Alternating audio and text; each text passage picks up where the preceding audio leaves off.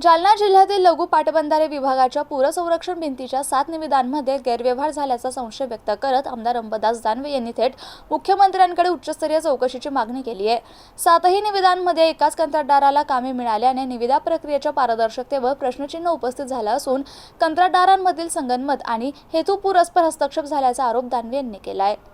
घनसावंगी आणि अंबड तालुक्यातील 7 ठिकाणी पूरसंरक्षण भिंतीच्या बांधकामासाठी मार्च 2024 मध्ये सुमारे 85,50,000 रुपयांच्या निविदा काढण्यात आल्या होत्या। या सर्व निविदांमध्ये केवळ 4 कंत्राटदार सहभागी झाले।